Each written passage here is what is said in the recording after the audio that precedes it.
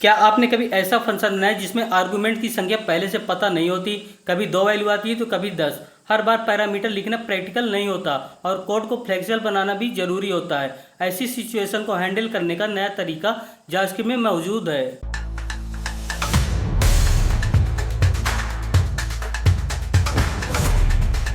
नमस्कार दोस्तों, मैं नितिन केसरानी और आप देख रहे हैं साइड बिल्डअप। आज हम जावास्क्रिप्ट रेस्ट पैरामीटर को गहराई से समझेंगे। देखेंगे कि अनलिमिटेड आर्गुमेंट को फंक्शन के अंदर कैसे हैंडल किया जाता है, एरे के रूप में डेटा रिसीव करने का फायदा क्या है, और यह भी जानेंगे मल्टीपल प्रैक्टिकल एग्जाम्पल के साथ कॉन्सेप्ट को क्लियर करेंगे। बिना समय गंवाए चलिए शुरू करते हैं। ये हमें मल्टीपल वैल्यू को एक सिंगल एरे में कलेक्ट करने की पावर देता है। इससे पहले समझते हैं assigning value using rest parameter. तो यहाँ सबसे पहले मैं लिखूँ let A comma B comma C comma triple dot rest parameter use करेंगे हम, और इक्वल्स टू करके मैं लिखूंगा यहाँ 10 कॉमा 20 कॉमा 30 कॉमा 40 कॉमा 50। कहने का मतलब यहाँ हम एरे डी स्ट्रक्चर कर रहे हैं। अब मैं सभी को प्रिंट करवा लूंगा।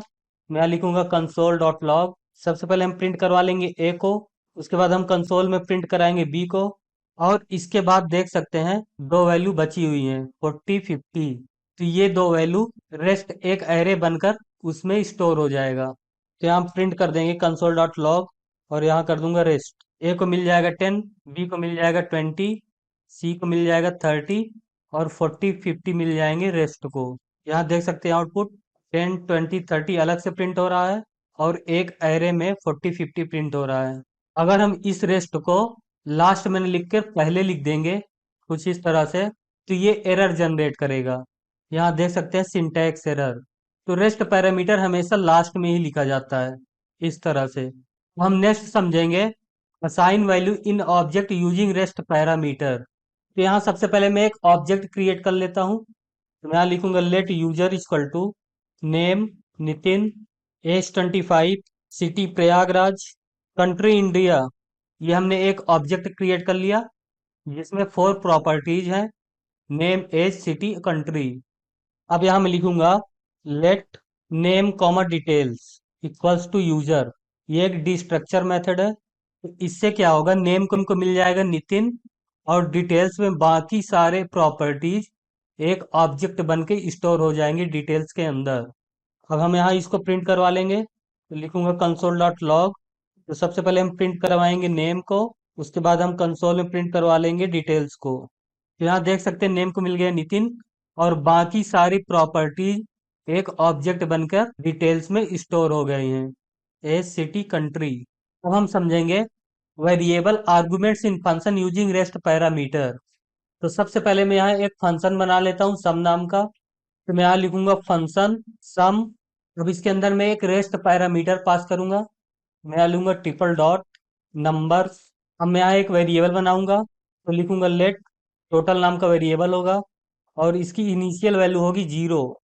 अब इस फंक्शन के अंदर हम यूज करेंगे फॉर ऑफ लूप का। तो मैं यहाँ लिखूंगा for let num of numbers, और इसके अंदर मैं टोटल को कर दूंगा सम। यहाँ कर दूंगा टोटल नम। कहने का मतलब यहाँ नम में जितनी भी वैल्यू हो जाएंगी वो सम होकर टोटल में स्टोर होती जाएंगी। अब हम टोटल को प्रिंट करवा लेंगे। तो यहाँ लिखूंगा मैं कंसोल डॉट लॉग टोटल। अब हम फंक्शन को कॉल कर लेंगे। तो मैं यहाँ लिखूंगा सम, और इसके अंदर हम कुछ आर्गुमेंट्स भी पास करेंगे। तो मैं यहाँ कर देता हूँ 10 कामा 20 कामा 30, और हम फिर से एक बार फंक्शन को कॉल करेंगे। तो मैं फिर से लिखूंगा सम। तो यहाँ कर दूंगा 5 कामा 15 कामा 30 कामा 40।